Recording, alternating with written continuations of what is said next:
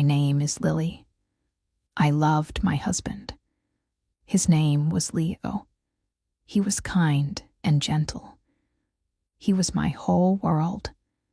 We had a beautiful life together. It was simple, but it was perfect for us. But after the accident, everything changed.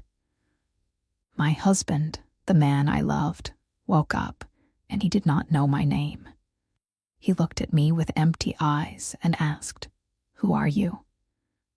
In that moment, my heart broke into a million pieces. I had to make him love me again. This is my story. This is the story of the stranger I married. Our story began 10 years ago. I met Leo in a small coffee shop. I was reading a book. He was sitting at the table next to me. He spilled his coffee. It went all over my shoes. He was so sorry. He kept saying, "I am so sorry. I am so clumsy." I just laughed. It was just coffee. He bought me a new coffee. We started talking. We talked for hours. It felt like I knew him my whole life. He had the kindest eyes I had ever seen. He made me laugh. I felt comfortable with him. After that day, we saw each other again and again. Soon, we were always together. He was a graphic designer. He worked from home. I was a teacher at a primary school. Our lives were simple. We loved walking in the park on Sundays. We loved cooking dinner together. He was a terrible cook, but he always tried to help. He would burn the toast, and we would laugh. Our house was small, but it was filled with love and laughter. I remember the day he proposed. We were at our favorite park. It was autumn. The leaves were yellow and red. He was very nervous. His hands were shaking. He got down on one knee. He said, "Lily, you make my world a better place. I want to spend every day of my life with you. Will you marry me?" I cried. I said yes, of course. Our wedding was small. Only our family and close friends were there. It was the happiest day of my life. I looked at Leo, my husband, and I thought, I am the luckiest woman in the world. For 5 years, we were married. Every morning, he made me coffee. He always put a little heart in the foam. It was his small way of saying, "I love you." Every night, we talked about our day. We shared our dreams and our fears. He supported me. I supported him.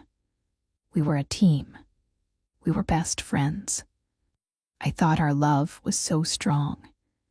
I thought nothing could ever break us. But I was wrong. It was a Tuesday. It was a normal day. I went to school. Leo was working at home. He had a big project.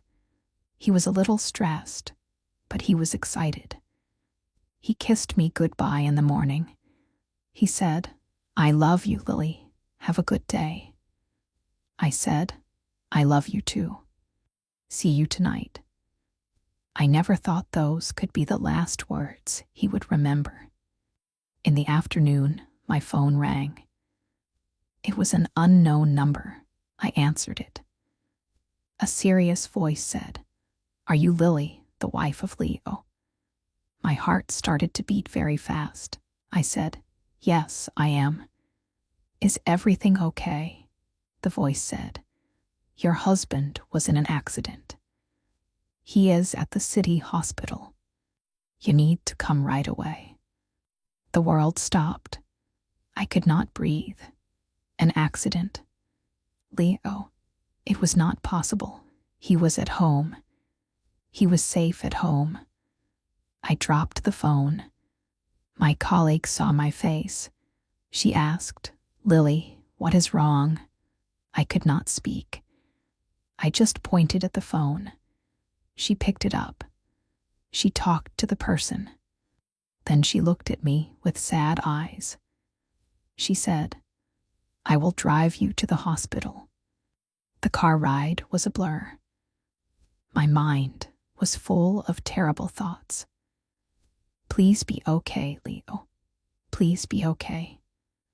I repeated these words again and again in my head. When we arrived at the hospital, I ran inside. I asked for my husband, Leo. A nurse took me to a small waiting room. She said a doctor would come and talk to me soon. Waiting was the hardest part. Every minute felt like an hour. My hands were cold. I was shaking. I thought about our life.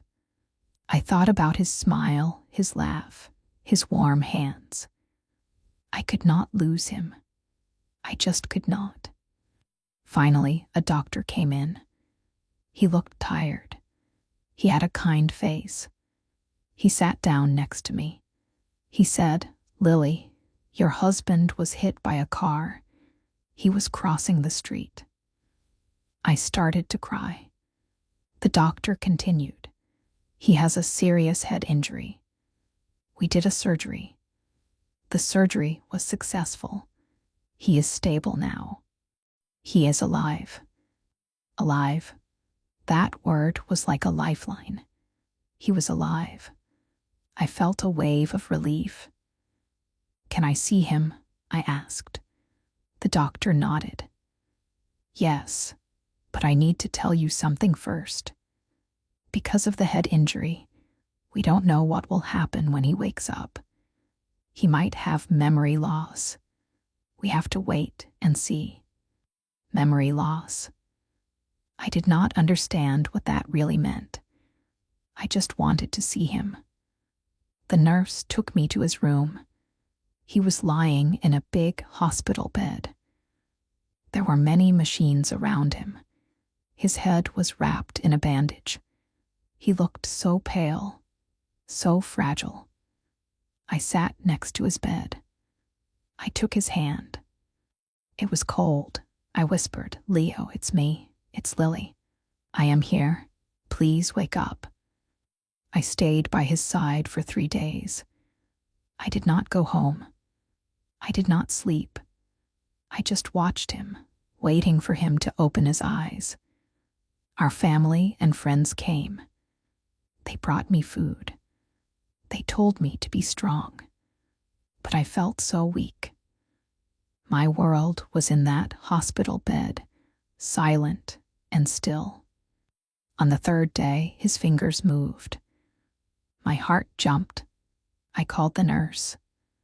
"He's waking up," I said. The doctor came quickly. We all stood around his bed. His eyes slowly opened. They were a little cloudy. He looked around the room, confused. He looked at the doctor. He looked at the nurse. Then his eyes met mine. I smiled. Tears were running down my face. "Leo," I whispered, "you're awake." He looked at me. There was no recognition in his eyes, just confusion. He frowned a little. He opened his mouth. His voice was weak and rough. He asked the question that shattered my world. Who are you?" My smile disappeared. My heart stopped. "What?" I said. "Leo, it's me. It's Lily, your wife." He just stared at me. He looked at the doctor. "I don't know her," he said.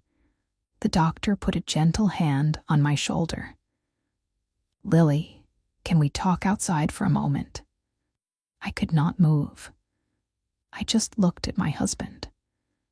The man who made me coffee with a heart every morning. The man who promised to love me forever. And he was looking at me like I was a complete stranger. The doctor explained it to me in the hallway. It It was called amnesia. The injury had damaged the part of his brain that stored his recent memories, especially his personal memories, his emotional connections. He said, he remembers general things. He knows his name is Leo. He knows what a car is. But he does not remember you, your marriage, your life together. For him, the last 10 years are gone. Gone 10 years of our life. Our meeting, our dates, our wedding, our home. All gone. It was like a book with the best chapters ripped out. The doctor said his memory might come back. It could take weeks, months, or years, or it might never come back. Never was a word I could not accept. I went back into the room. I tried to be strong. I smiled. It's okay, Leo. You had an accident. Your memory is a little confused, but you are safe. I am here to help you. He looked at me with suspicion. He was scared. I could see it in his eyes. I was a stranger to him. A stranger who claimed to be his wife. The next few weeks were the hardest of my life. Leo stayed in the hospital. I visited him every day. I brought him his favorite books. I told him stories about our life. I showed him pictures on my phone. Pictures of us laughing on a beach. Pictures from our wedding. He would look at them. He would listen. But his face was blank.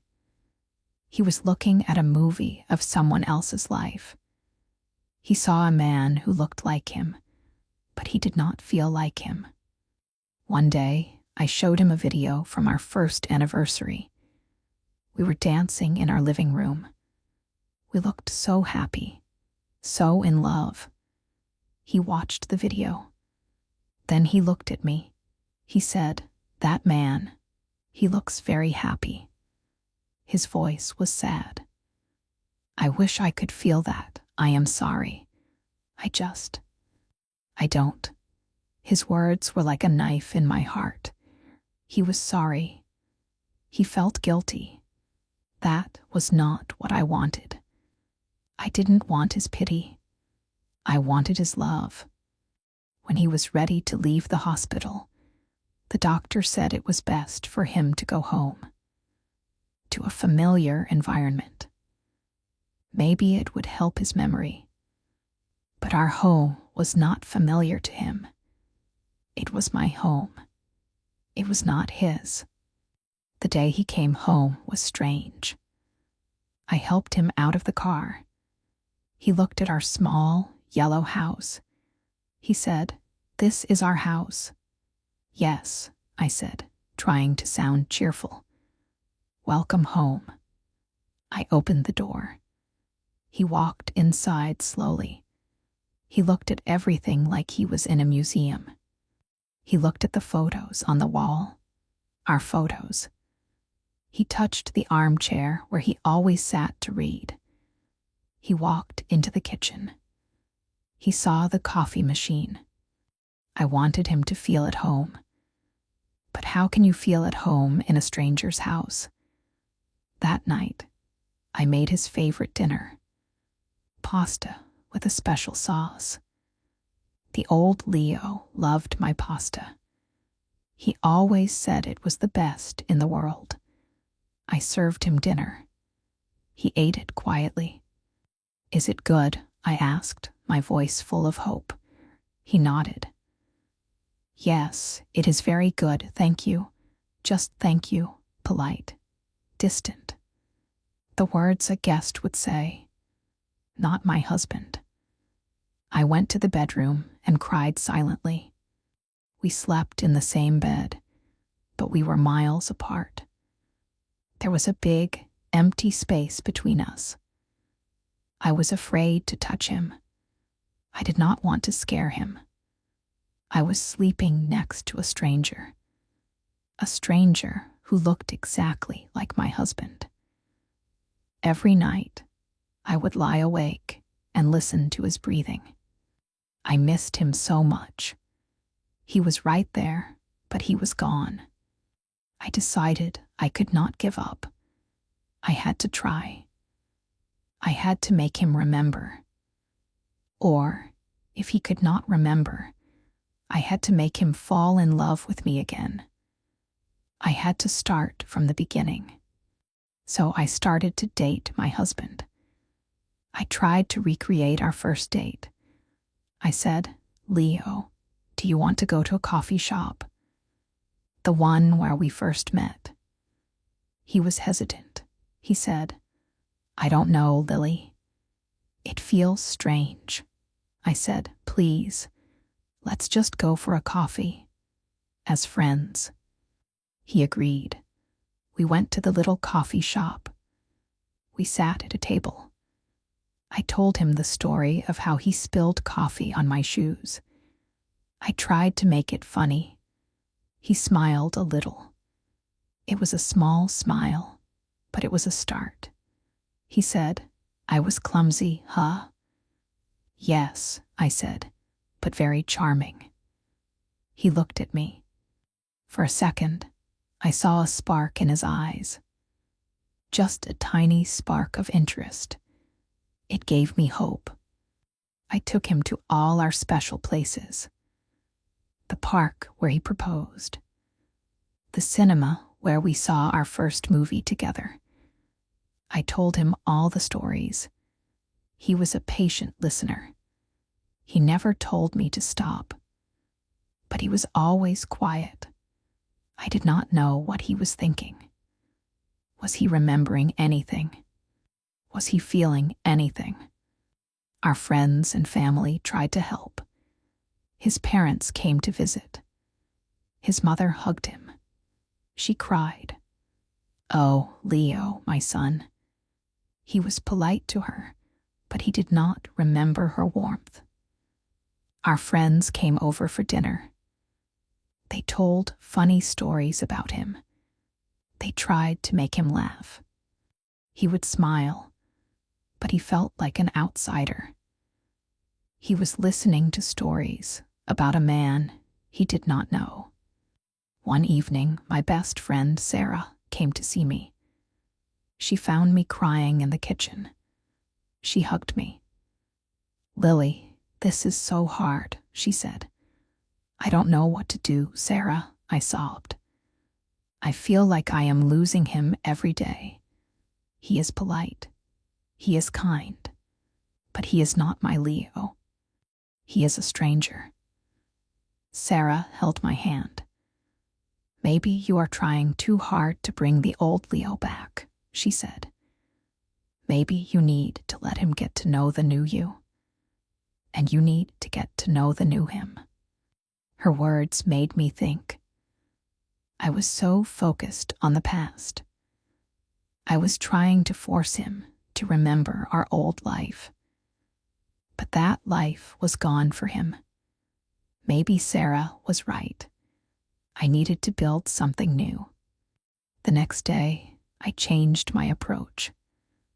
I stopped talking about the past so much. I started talking about the present. I told him about my day at school, about the funny things my students said. He listened. And this time, he asked questions. "What is the name of the funny student?" he asked. "What do you teach?" He was showing curiosity. Not about the past Leo, but about me. Lily, the woman who was living with him now. We started to have small conversations. They were not deep, but they were real. We talked about the weather. We talked about the news. We talked about a movie on TV. It was slow. It was painful sometimes. But it was a start.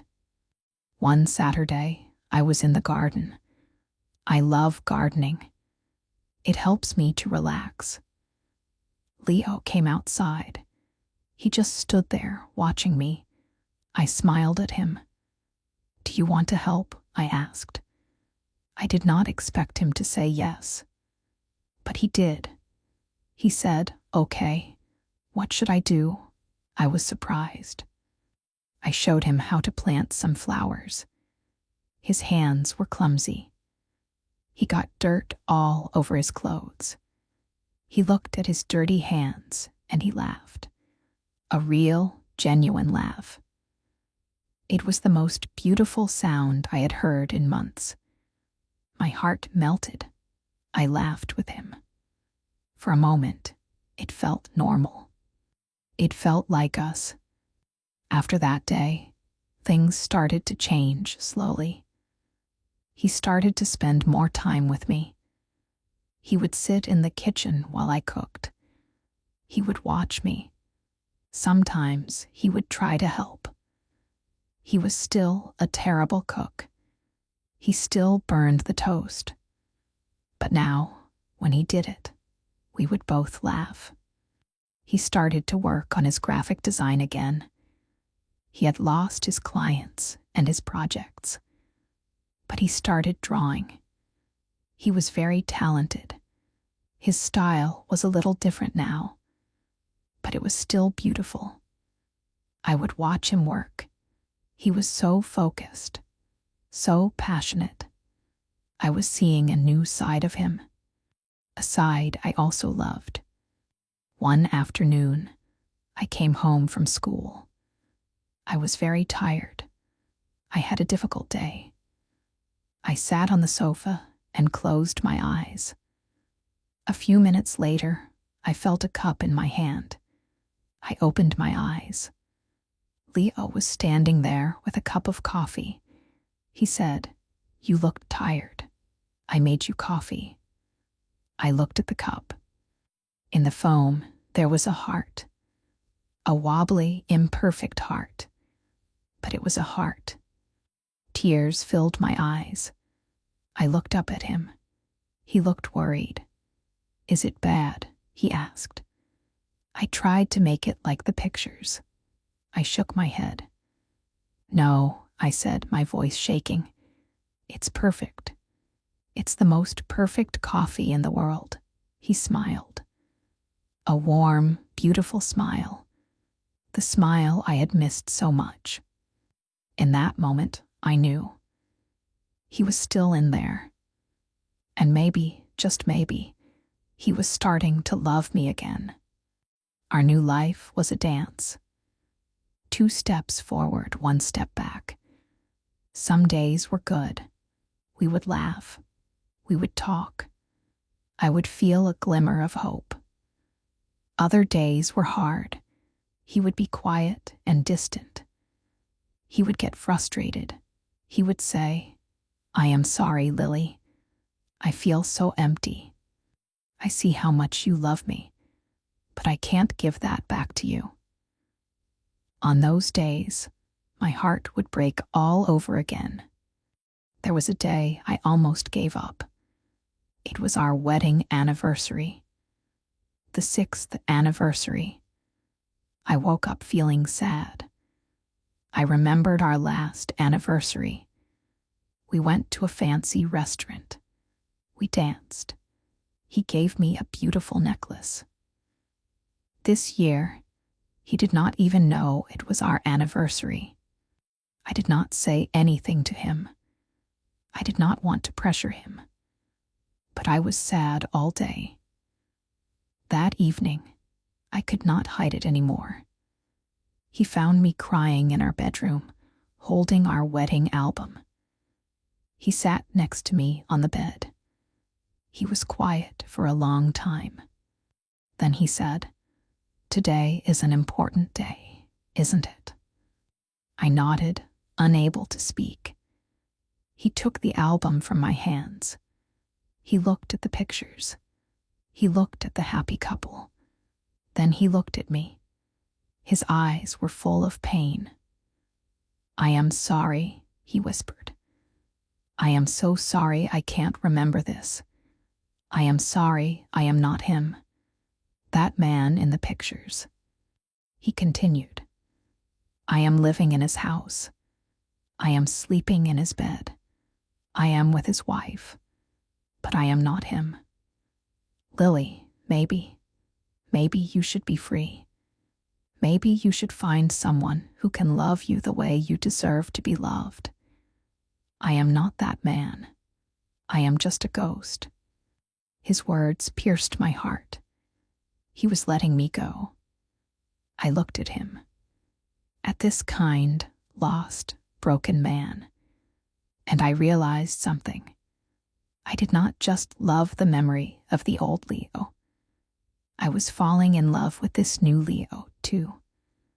The one who was trying so hard. The one who felt so much guilt. The one who was thinking about my happiness, even when he was in so much pain. I took his face in my hands. I looked into his eyes. Listen to me, Leo, I said. I loved that man in the pictures. I loved him with all my heart. But I am also starting to love the man who is sitting in front of me right now. The man who worries about me. The man who makes me coffee with a wobbly heart. The man who gets dirt on his clothes in the garden. I don't want to be free from you. I want to be with you. You, the man you are today. He stared at me. Tears were in his eyes. He said, but I don't remember loving you. I know, I said softly. So let's make new memories. Let's start from today. Hello, my name is Lily. It's very nice to meet you. A small smile appeared on his lips. He took my hand. Hello, Lily, he said. My name is Leo.